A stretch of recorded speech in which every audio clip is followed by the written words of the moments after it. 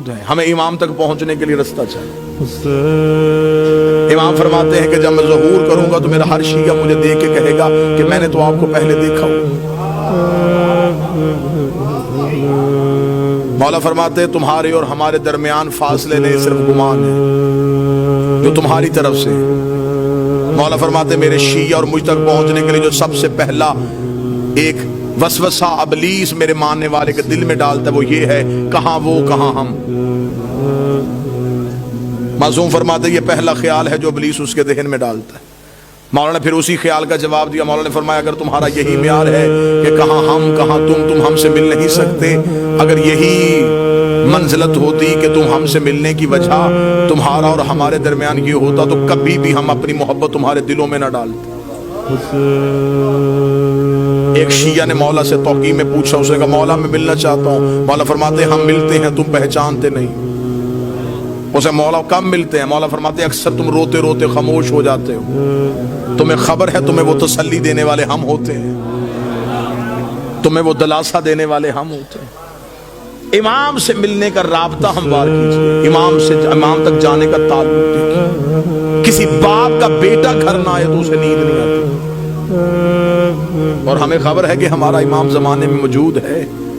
ہم میں سے کون ہے جو امام کو ڈھونڈنے کی کوشش کرتے؟ اب ایک لمحے کے لیے یہ گفتگو سنجیدہ پہلو میں آئے گی، لیکن مجھے آپ سے 4 دن سے داد بھی لے چکا ہوں، دعا بھی لے چکا ہوں۔ یہ پیغام ہے اللہم صلی علی محمد و آل محمد۔ میں نے گھر کی مجلس میں بھی یہ گزارش کی تھی کہ کہیں ہمارا یہ امام کو بلانا کہیں یہ کوفے والا خط تو نہیں؟ خطوط تو کوفیوں نے بھی لکھے تھے امام کو بلانے کے لیے۔ ہمیں امام سے صرف امام کا انتظار نہیں کرنا، امام کے رستے کو ہموار بھی کرنا۔ توجہ آپ صاحبان فرمائیں گے سب۔ ہمیں امام کا صرف انتظار نہیں، رستہ بھی ہموار کرنا ہے، امام سے ملاقات بھی کرنی ہے۔ امام نے تو اپنا ایڈریس بتا دیا کہ میں کب اور کہاں ہوتا ہوں۔ اب اس سے زیادہ امام کو کون شیعہ ہے جو کہے کہ مجھے اب ڈھونڈنے میں مشکل ہے؟ امام نے فرمایا ہفتہ والا دن مجھے ڈھونڈنا ہو تو مسجد کوفہ میں ہوں، اتوار کو میں مسجد سہلہ میں ہوں، سوموار کو میں بقیہ کی قبروں پہ ہوتا ہوں، پھر میں مسجد جمکران میں ہوتا ہوں، شب جمعہ میں کربلا میں ہوتا ہوں، جمعہ میں امیر المومنین کے حرم میں ہوتا ہوں۔ مولا فرماتے طواف کعبہ کرتے ہوئے کعبے پہ سیدھی بارش ہو رہی ہو اور مزاب رحمت سے پانی نیچے آ رہا ہو تو سمجھ لینا تمہارا امام طواف میں ہے۔ اب اس سے زیادہ آسان نشانیاں کون بتائے؟ امام خود بتا گئے کہ میں اس وقت میں یہاں ہوں۔ پھر امام نے اگلی نشانی بتائی، امام نے کہا چل تو ہم سے محبت کا دعویٰ کرتا ہے نا، تجھے مجھ تک پہنچنے کی ضرورت نہیں، تو ہمیں بلا۔ اتنا امام کی موجودگی کا یقین رکھو کہ امام فرماتے ہیں کہ دسترخوان میں ایک فرد کی جگہ خالی چھوڑو۔ تمہارے گھر میں بچے پوچھیں گے جگہ کس کے لیے تو کہہ دینا ہمارا امام موجود ہے۔ عرب کی ایک مستور برقع پہن کے سوتی تھی، مستورات نے کہا کیوں برقع پہن کے سوتی ہے؟ اسے کہا امام کا ظہور ہو گیا، برقع ڈھونڈوں گی یا امام کے لشکر میں جاؤں گی؟ ملاقات با امام زمانہ حسن ابتہی 2 جلدوں میں کتابیں لکھی ہوئی، کتنے لوگ ہیں جو امام سے ملاقات کر چکے ہیں۔ ایک عراق کا رہنے والا شیعہ ہر روز گھوڑا لے کے چوک پہ تلوار لے کے کھڑا ہوا، لوگ پوچھتے کیوں کھڑا ہے یہاں پہ؟ اس کا امام کا انتظار کرو۔ لوگوں نے اسے پاگل تصور کرنا شروع کر۔ ایک دن کسی نے مذاق میں کہا تو یہاں کھڑا ہے، امام تو وہاں آ چکے ہیں۔ اس نے اپنے گھوڑے کا رخ موڑا، دوڑا اور پھر کبھی بھی واپس نہ آیا۔ یقیناً وہ امام کے لشکر میں شامل۔ امام تو ہمارے اتنا۔ ایک شخص نے ایک عارف سے آ کے شاگرد نے کہا کہ میں مولا سے ملنا چاہتا ہوں، مجھے کوئی عمل بتائیے جو میں کروں اور امام سے ملاقات۔ موضوع پسند ہے سر؟ یا علی مشکل، مجھے کوئی عمل بتائیے میں مولا سے ملوں۔ انہوں نے کہا عمل یہ ہے کہ رات کو تیز نمک والا کھانا کھا کے سونا۔ اس نے کہا کیوں؟ فرمایا بس تیز نمک والا کھانا کھا کے سو گیا، صبح آیا میں سو گیا تھا دی رات، لیکن زیارت نہیں ہوئی. اسے کہا خواب میں کیا دیکھتا رہا؟ اسے کہا پانی، اس لیے کہ میرے دل میں پانی کی طلب تھی. اسے کہا جتنی طلب تیرے دل میں پانی کی تھی اتنی امام کی کر ملاقات ہو جائے. شدت پیدا کر امام سے ملنے کی، خواہش پیدا کر امام سے. ایک شخص کو خبر ہوئی کہ کربلا میں مولا امام حسین کے حرم میں جو 40 روز زیارت عاشورہ پڑھے امام اس سے مل لیتے ہیں. اور یہ آج بھی ہے، منقول ہے روایات میں کہ حرم امام حسین میں زیارت عاشورہ کا 40 روز کا عمل کیا جائے تو امام مل لیتے ہیں. وہ 40 روز زیارت عاشورہ کا عمل کرنے کے لیے چلا گیا. جیسے جیسے دن گزرتے گئے ذہن میں اعتماد ختم ہوتا رہا کہ نہیں، ملاقات نہیں ہو سکتی، میں اس قابل نہیں ہوں، میں گنہگار ہوں، وہ مجھ سے نہیں ملیں گے. بس یہ اعتماد کم ہوتا گیا. دن قریب آنے شروع ہو گئے، ذہن میں آیا گھر واپس چلا جاؤں، بچے اکیلے ہو گئے، کاروبار تباہ ہو رہا ہوگا. گھوڑے پہ بیٹھا اور حدود حرم سے نکلا. جب وہ کربلا سے نکل رہا تو گھوڑا سوار اس کے ساتھ چلا. گھوڑا سوار کی آواز آئی، کہاں جا رہا ہے؟ کہنے لگا کوفہ.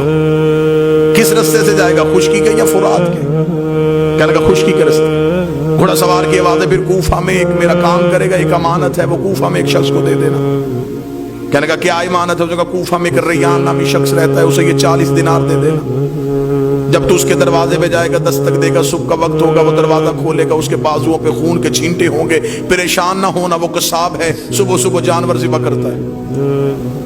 ذہن میں پھر نہ آیا کہ جو پہنچنے سے پہلے وجہ بتا رہا ہے.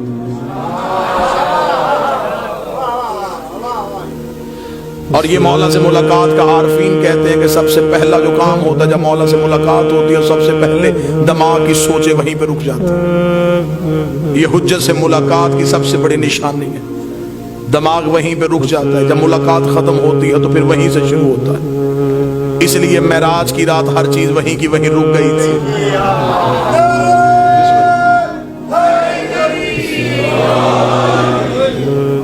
اب جب گھوڑا سوار واپس پلٹا تو اس نے آواز دے کے کہا، اس نے کہا اگر وہ پوچھے یہ کس نے دیے ہیں تو اپنا نام تو بتائیے.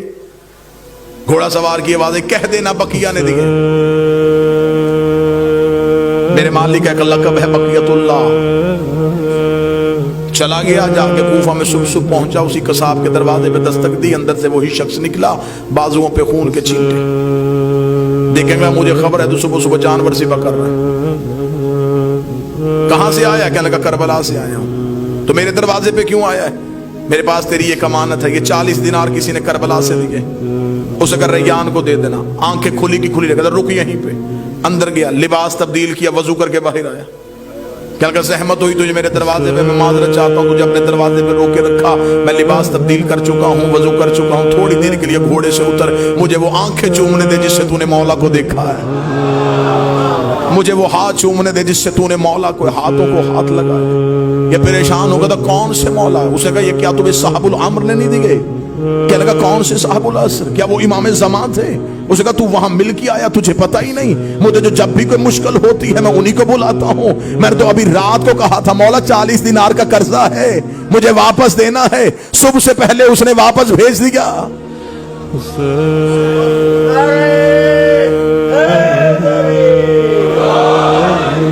مولا فرماتے اتنا مجھ پہ یقین.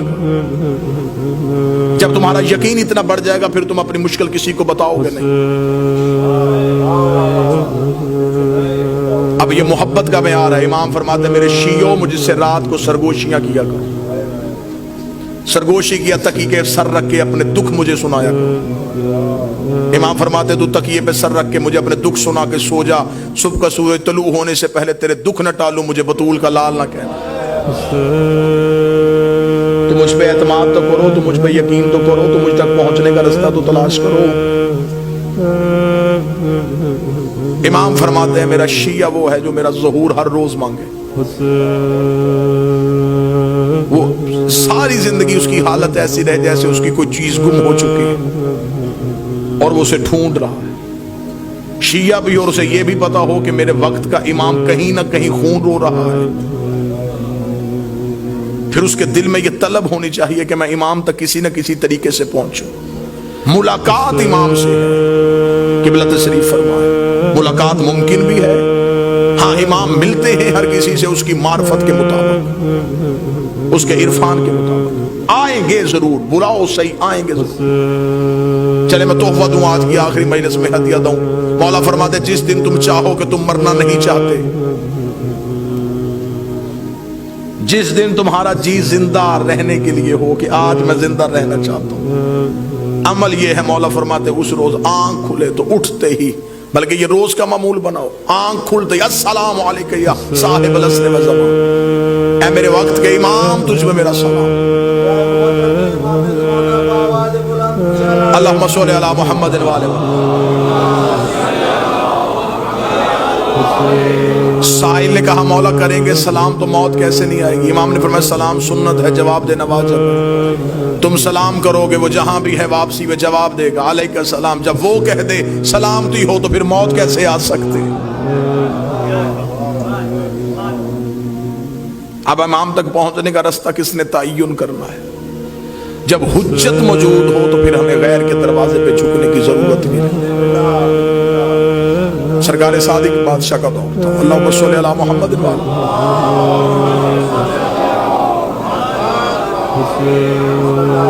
एक शख्स ने गुस्से में अपनी औरत को तलाक दे दी। शहर के उलमा से हल पूछा, उन्होंने हल बताया, तस्लीम न करने के लिए ज़हन तैयार था। अपने शहर से निकल गया और मदीने पहुंच गया। जब मदीने पहुंचा तो उसने लोगों से कहा कि यहाँ पे रसूल का कौन सा बेटा है? उनका रसूल का एक बेटा है, नाम उनका जाफिर, लकब उनका सादिक है। उन्होंने कहा मैं उनसे मिलना चाहता हूँ, उससे मैंने इस मसले का हल पूछना है। अब हुज्जत तक पहुंचने का रास्ता बताने लगा कि क्या तवक्कल क्या चाहिए, एतमाद क्या चाहिए। उसने कहा मैं इमाम से मिलना चाहता हूँ और पूछना चाहता हूँ कि मेरे इस मसले का हल क्या है। वहां के रहने वाले लोगों ने कहा क्या तू आसान समझता है इमाम से मिलना? हुकूमत ने पाबंदी लगाई हुई है, इमाम से मुलाकात का तसव्वुर भी नहीं। इमाम को घर में नजरबंद किया हुआ है, गली में मुखबरों ने घर लिए हुए हैं, फौजियों के पहरे हैं, सिपाहियों का हजूम है, तो इमाम तक नहीं पहुंच। यहीं से वापस चला जा, और अगर कोई दीनी मसले के बारे में जवाब लेना है तो यहाँ पे बहुत से ऐसे लोग हैं जो दीन के बारे में जानते हैं। उसने कहा नहीं, जब वारिसे दीन मौजूद है तो फिर मैं क्यों किसी के पास हूं? उन्होंने कहा फिर तो उनसे तो नहीं मिल सकता, उनसे तो मिलने पे पाबंदी है। मैं वाकया पढ़ता जाऊंगा और आपने आज के दौर में इसे देखते चले जाना, ये कहां कहां निशानियां दे। उसने कहा जब इमाम मौजूद है तो मैं क्यों पूछूं, मैं इमाम तक पहुंचूंगा। उन्होंने कहा फिर तो इमाम से तो नहीं मिल सकता क्योंकि उनसे मिलने पे पाबंदी है। उसने कहा पाबंदी बता रही है कि ये सच्चा है, इसलिए कि झूठ पे कभी पाबंदी नहीं होती, पाबंदी हमेशा हक पे होती है। लिहाजा मैं इमाम तक पहुंचूंगा, हर सूरत पहुंचूंगा। अब ये जब भी उस गली में दाखिल हो, फौजी रोके, सिपाही रोके, खौफ में आ जाए, डर जाए, वापस आ जाए। एक किताब में रवायत है 1 माह, एक में रवायत है 3 माह तक मदीने के पाएगा। एक सवाल के जवाब के लिए इमाम के शहर में मौजूद, मुसलसल मदीने में फिरता रहा, सिर्फ एक ही मकसद, इमाम से मुलाकात हो जाए, इमाम से मुलाकात हो जाए, इमाम से मुलाकात। और इमाम मौजूद है और मुलाकात। अब थक गया, मदीने के बाहर बैठा था और यूं शहर की तरफ देख रहा था।